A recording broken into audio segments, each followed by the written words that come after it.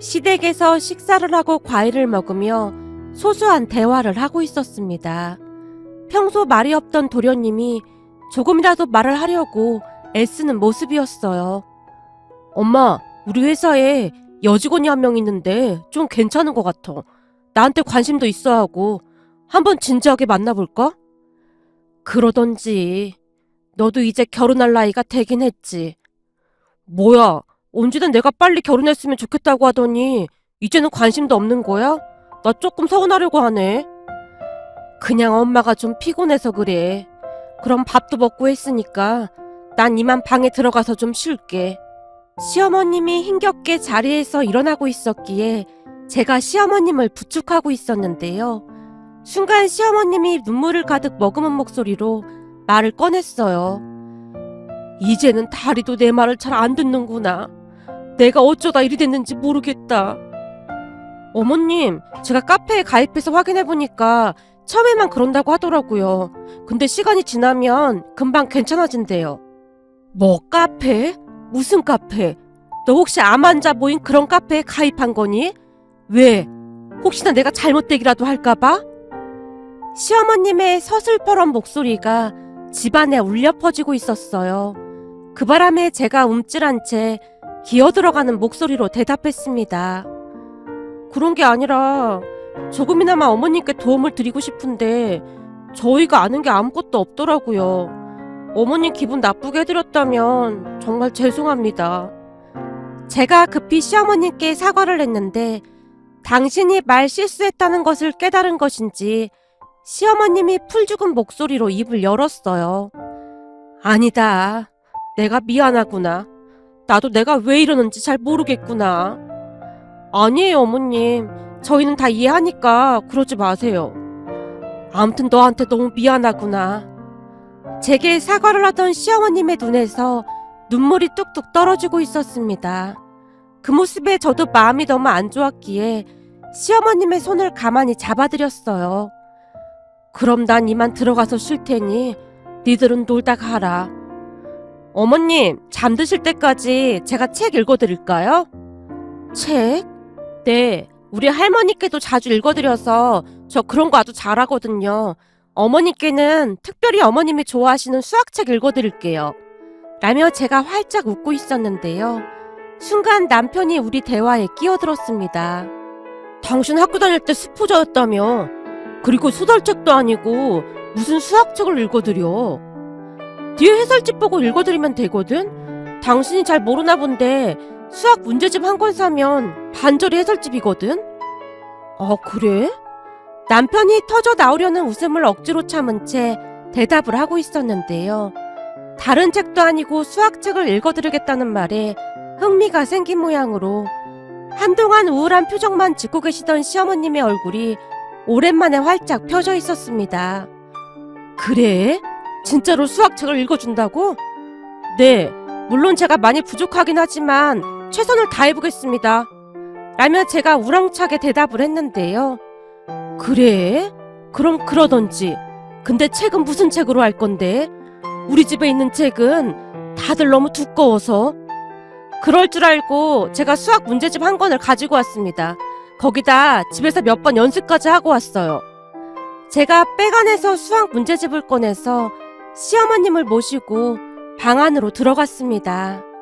사실 우리 시어머님은 오랫동안 수학 선생님으로 근무를 하셨어요. 하지만 갑작스레 암이 생기는 바람에 어쩔 수 없이 퇴직을 하셨습니다. 시어머님은 수학 선생님답게 수학 문제를 풀 때가 가장 행복하다고 할 정도로 수학을 정말 좋아했습니다. 머릿속이 온통 문과로 구성되어 있던 제게 시어머님은 그저 위대해 보일 뿐이었어요. 그렇게 회설지를 보며 수학 문제집을 읽어드리기 시작했는데요. 아무래도 수학에 대한 이해가 깊지 못했던 저로 인해 답답했던 모양으로 시어머님이 벌떡 일어나서는 제게 말을 했어요. 얘, 넌 그거 무슨 문제인지 알고 읽는 거니?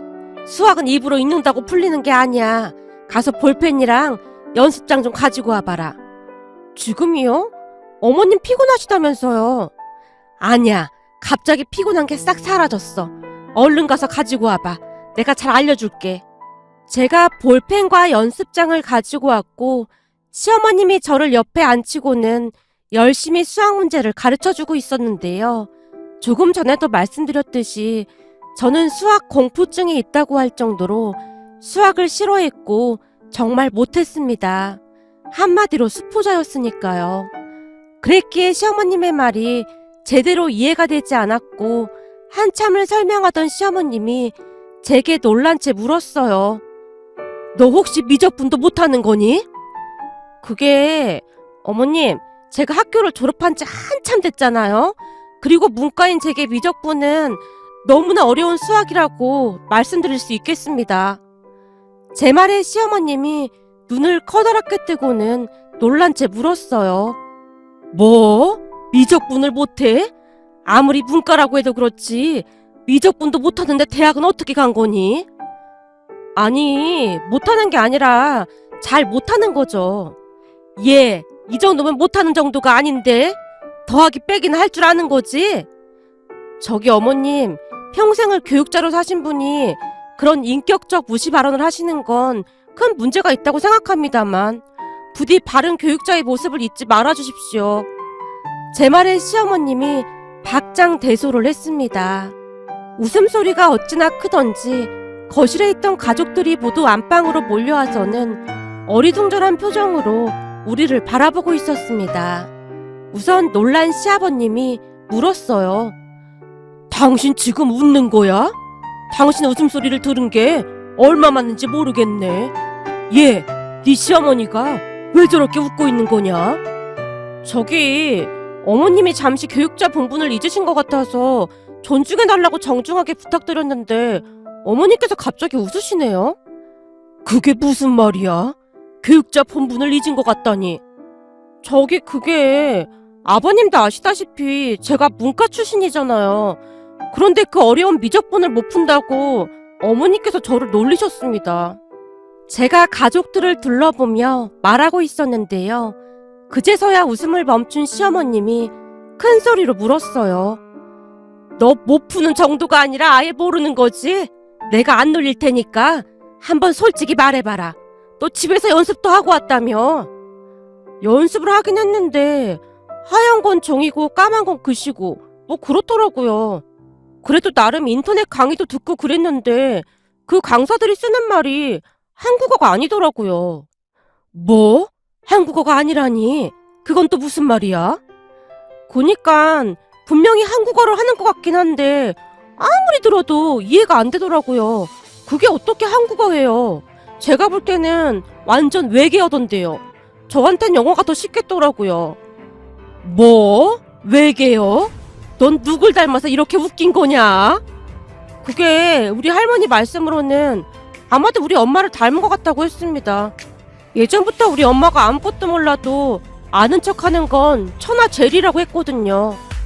제 말에 시어머님뿐만 아니라 가족들도 웃음이 터지고 말았는데요. 시아버님 말씀처럼 그날 정말 오랜만에 시어머님의 웃음을 본 것 같았어요. 배까지 움켜잡으며 웃던 시어머님이 큰 결심을 한 듯 말을 꺼냈어요. 너 말이야, 오늘부터 나랑 같이 수학 공부하자. 수학 공부를요? 그게 저를 가르치시다 어머님 복장이 터질 수도 있을 것 같은데 저는 그게 가장 걱정이 될 뿐입니다만. 그건 걱정하지 마라. 이래봬도 내가 수학 가르치는 건 둘째가라면 서러운 사람이니까. 그니까 오늘부터 나랑 같이 수학 공부하자. 순간 시아버님과 눈이 마주쳤는데 왠지 모르게 간절해 보이는 눈빛이었습니다. 그렇게 제가 기어들어가는 목소리로 대답을 했습니다. 근데 저는 괜찮은데 괜히 저 때문에 어머니께서 스트레스 받으실까봐 그게 진짜로 걱정이에요. 그건 걱정하지 마라. 내가 알아서 할 테니까. 그럼 저 가르치시다가 막 소리를 지르시거나 그러면 절대 안 됩니다. 알겠죠? 알았어. 내가 약속하마. 근데 너도 복습 철저히 해야 한다. 그건 약속 지킬 수 있어요. 우리가 대화하는 모습에 시아버님의 눈시울이 붉어져 있었는데요. 잠시 후 집을 나서는 우리 뒤를 시아버님이 따라 나서서는 차에 타기 전 나지막한 목소리로 말을 했어요. 정말 고맙구나. 네 덕분에 진짜 오랜만에 네 시어머니 웃음소리를 다 들어보는 것 같구나. 아니에요. 근데 진짜 저 가르치시다가 스트레스 받으시는 거 아닌지 모르겠어요. 그건 걱정하지 마라. 내가 보기엔 네 시어머니 눈이 오랜만에 반짝반짝 빛나고 있으니까. 그날 집에 도착한 남편이 제게 조용히 물었어요. 당신 진짜 괜찮겠어? 뭐가? 아니, 당신이 대학을 다시 가는 것도 아닌데 시어머니한테 수학을 배우다니. 그것도 문과 출신인 당신이. 괜히 우리 모두가 당신한테 짐을 지우게 한 건 아닌가 해서 말이야. 사실 나라고 왜 불편하지 않겠어. 그치만 어머님이 너무 좋아하시는 것 같아서 차마 거절할 수가 없더라고. 그동안 어머님이 삶에 대한 의욕도 없으시고 내내 우울해하셨는데 아까 어머님 엄청 좋아하시는 거 당신도 봤잖아. 괜시레 당신 스트레스 받을까봐 그렇지. 그건 내가 알아서 할 테니까 너무 맘 쓰지 마. 대신 퇴근하고 본가 가서 어머님이랑 수학 공부해야 하니까 앞으로 집안 살림은 당신이 더 많이 도와줘야 할 것 같아. 당연하지. 내가 다 할 테니까 아무 걱정하지 마. 앞으로 내가 뒷바라지 다 해줄 테니까. 누가 알면 고시 공부라도 하는 줄 알겠네. 라며 제가 배시지 웃고 말았습니다. 그렇게 저는 엉겁결에 시어머님께 수학을 배우게 되었습니다. 퇴근 후 바로 시댁으로 가는 날도 많았는데요. 그럴 수밖에 없었던 것이 시어머님이 눈이 빠져라 저만 기다리고 있었거든요. 시어머님 실력이 너무나 좋았기에 배우는 내내 감탄을 하곤 했습니다. 아는 것도 몇 번이나 많이 물어보고 중간중간에 젊은 시절 이야기부터 그동안 들을 수 없었던 많은 대화도 나누게 되었는데요. 그러면서 시어머님도 어느새 활기를 되찾고 있었습니다. 어느 날은 퇴근 후 시댁으로 바로 갔더니 시아버님이 반기며 말을 했어요. 예, 왔니? 얼른 앉아라. 내가 수육해놨다. 아버님께서요?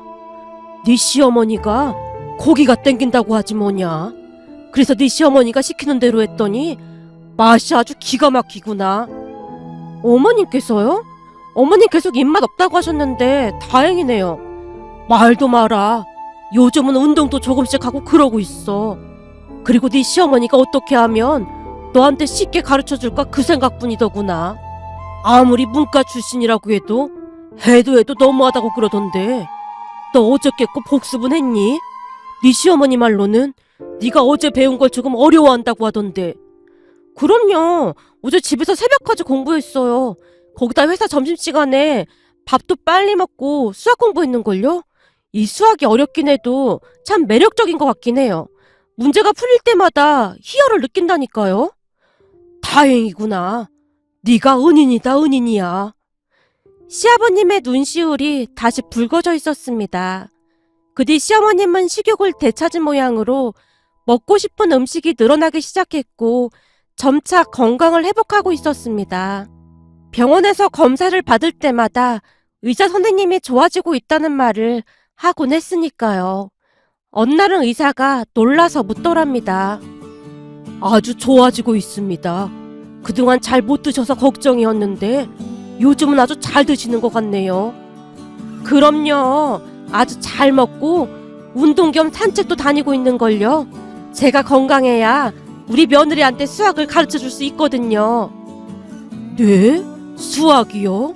그게 무슨 말씀이세요? 저기 이건 비밀인데 글쎄 우리 며느리가 미적분을 못한다니까요. 이래봬도 제가 명색이 수학선생 출신인데 그걸 보고 있을 수가 없어서 지금 우리 며느리한테 수학을 가르쳐주고 있습니다. 예? 미적분을요? 저기 이것도 비밀인데 미적분이 문제가 아니고 기초부터 싹 다 배우고 있어요. 사실 우리 며느리가 학교 다닐 때 수학을 잘 못했다고 하더라고요. 그렇게 시어머님이 의사 선생님께 제게 수학을 가르쳐준다는 이야기를 한참 동안이나 했다는데요. 아드님이 장가를 참 잘 간 것 같네요. 들어보니 며느님이 시어머님 생각하는 마음이 아주 깊네요. 참 부럽습니다. 우리 며느리는 찬바람이 쌩쌩 불거든요. 암튼 앞으로도 며느리 수학 가르쳐 주셔야 하니까 식사도 잘하시고 운동도 잘하셔야 합니다. 라며 의사가 당부까지 했다네요. 어느 날은 제가 시어머님을 모시고 정기 검진을 다녀온 적이 있었는데요. 의사가 궁금한 듯 묻기도 했어요. 저기, 수학 진도는 어느 정도 나갔나요? 이제는 미적분 풀 수 있나요? 네? 교수님이 그걸 어떻게 아세요? 제가 놀라서 묻고 있었는데요. 시어머님의 의사에게 마구마구 눈을 깜빡이며 말리고 있었어요. 그 모습에 의사가 뻘쭘한 듯 급히 입을 다물어 버렸고요. 병원을 나서면서 제가 시어머님을 추궁하기 시작했어요. 어머님, 설마 제가 수학 못한다고 여기저기 다 소문내고 다니신 건 아닌 거죠? 아니야, 난 모르는 일이야. 근데 저 교수님이 어떻게 아시는 거예요? 그건 나도 잘 모르지. 시어머님이 급히 말을 돌리고 있었습니다. 하지만 시어머님의 얼굴 표정은 그 어느 때보다 밝아 보였어요. 그러던 어느 날은 제가 임신까지 하게 돼서 집안이 축제 분위기가 되었습니다. 그런데 제 임신 소식을 듣자마자 시어머님의 눈이 더욱 반짝이고 있었어요. 이제부턴 더 열심히 수학 공부를 해야겠구나. 엄마, 이 사람 임신이라 힘든데 이제 그만하는 건 어떨까? 그만한다고? 시어머님이 풀죽은 목소리로 말을 하고 있었기에 제가 급히 말을 꺼냈어요. 제가 어디서 들었는데 태교로 일부러 수학 문제 푸는 사람들도 많다고 하더라고요. 계속해도 될 것 같아요. 당신 괜찮겠어? 남편이 걱정스레 묻고 있었지만 제가 괜찮다고 했고 그 뒤로도 우리는 계속해서 수학 공부를 했습니다. 시어머님 건강이 좋아지면서 시어머님이 우리 집에 와서 가르쳐 주시는 날이 많았기에 어느 날은 우리 엄마와 마주치게 되었는데요. 시어머님을 보자마자 엄마가 고마운 듯 말을 꺼내기도 했어요. 사부인, 저는 우리 딸 머리가 돌머리인 줄 알았잖아요. 예? 돌머리요?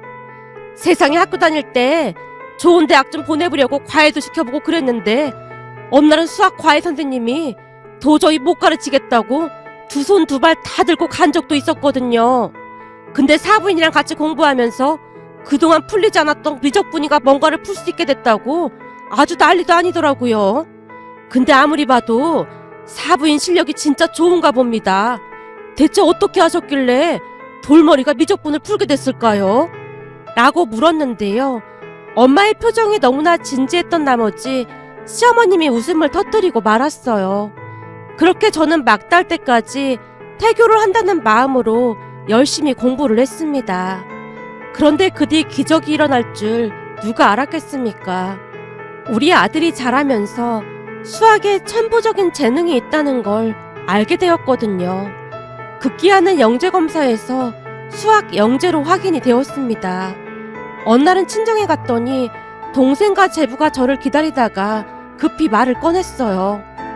언니, 우리가 곰곰이 생각해봤는데 준서 말이야. 절대 그럴 수가 없거든. 우리 준서가 왜? 그렇잖아. 내가 듣기로는 아빠 머리보다 엄마 머리를 더 많이 닮는다고 하던데 언니는 옛날에 수포자였잖아. 근데 준서가 수학 영재라니 이게 말이나 되는 소리야? 네가 잘 몰라서 그러는데 나 이제는 옛날에 그 수포자가 아니거든. 준서가 내 머리를 닮은 게 확실하다 이 말이야. 너도 알다시피 이게 다 우리 시어머님 덕분이야. 그니깐 사돈 어르신이 언니한테 수학을 가르치실 정도면 나도 할 수 있을 것 같거든? 학교 다닐 때 내가 언니보다 수학은 훨씬 잘했잖아. 그래서 하고 싶은 말이 뭔데? 그래서 말인데 사돈 어르신께 나도 수학 좀 가르쳐달라고 하면 안 될까? 뭐? 우리 어머님께? 아무리 그래도 사돈인데 그건 좀 그렇지 않니? 사돈 사이가 좀 불편한 사이인데 시댁으로 가서 받기도 그럴 것 같고. 그니까 언니가 말 좀 잘해주면 안 될까? 내가 이 나이에 어디 가서 수학을 배우겠어. 요즘은 스터디 카페 같은 곳에서 공부해도 된대. 언니가 한 번만 물어주면 안 될까? 제발. 제 동생이 어찌나 간절하게 묻던지 거절을 하지 못한 채 어쩔 줄을 몰라 하고 있었는데요. 남편이 먼저 입을 열었습니다. 내가 보기엔 우리 엄마도 좋아하실 것 같은데? 엄마 누구 가르쳐주는 거 무진장 좋아하시잖아. 그래도 좀 그렇지 않나? 제가 다시 걱정스레 대답을 하고 있었는데요. 동생이 급히 대화에 끼어들었습니다. 저기 우린 수업료도 낼게. 그래야 나도 덜 죄송할 것 같아서 말이야. 그 뒤 제가 시어머님께 조심스레 말을 꺼내봤는데요. 제 말을 듣자마자 시어머님이 좋아서 어쩔 줄을 몰라 하셨어요. 정말이니? 진짜로 나한테 수학을 배우고 싶다고 했단 말이야? 네, 꼭 배우고 싶다고 하긴 했는데 아무래도 불편할 것 같아서 걱정이에요. 아니다, 난 할 수 있어. 내가 해줄게. 정말이요? 그럼 너도 알다시피 내가 너 수학 가르쳐주면서 암도 완치됐잖니. 그게 나한테는 보약이나 마찬가지야. 그러니까 같이 하자고 전해라. 라며 시어머니께서 문제집을 산다며 서점으로 향했습니다. 그렇게 제 동생도 임신한 상태로 시어머님께 수학을 배우게 되었습니다. 시어머님 말씀으로는 동생이 저보다 더 열성이라고 했는데요. 수학 영재인 우리 아들을 보고 더욱 그랬던 것 같았습니다. 동생 친한 친구가 마트에서 문화센터 매니저로 근무를 하고 있었는데 제 동생 이야기를 듣더니 눈까지 반짝이며 우리 시어머님을 강사로 초빙하고 싶다고 했다네요. 어느 날 시어머님이 제게 물었어요. 얘, 나보고 마트 문화센터 강사로 임산부 태교 관련 수학 강의를 해보라고 제안을 했다는데 네 생각은 어떻니? 괜찮을까? 정말요? 당연하죠. 제가 보기엔 문화센터 매니저가 보는 눈 있는 것 같네요.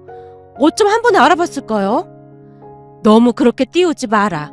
근데 내가 진짜로 잘할 수 있을까? 시어머님이 떨리는 목소리로 묻고 있었는데요. 당연하죠. 어머님은 저 같은 수포자도 가르치신 분이잖아요. 그러니까 충분히 하실 수 있을 거예요. 그럼 한다고 해야겠구나. 라며 시어머님이 수줍게 웃고 계셨습니다. 그렇게 시어머님은 문화센터 강사로 나서게 되었어요. 태교만으로 손주를 수학 영재로라는 광자명이었는데요. 생각했던 것보다 인기가 더욱 폭발적이었다고 하네요. 강좌를 들으러 온 사람들 대부분이 임산부들로 다들 태교에 많은 관심을 보였다고 했습니다. 거기다 강의를 하는 내내 시어머님이 쉽고 재미있게 가르쳐주다 보니 더욱 인기를 끌게 되었고요. 그쯤에서 시아버님은 시어머님 뒷바라지를 하느라 여념이 없어 보였는데요. 바쁜 시어머님을 위해 열심히 건강식을 만들어서 도시락까지 싸주셨거든요. 그렇게 시어머님은 암을 이겨내고 완치 판정까지 받았는데요. 지금은 누구보다도 건강하게 잘 지내고 계신답니다. 두 분이 손을 잡고 운동을 하러 가시는 모습에 예전 일들이 주마등처럼 스쳐 지나가 이렇게 글 남겨봅니다. 우리 시부모님께서 건강하게 오래오래 우리와 함께하길 간절히 바라봅니다.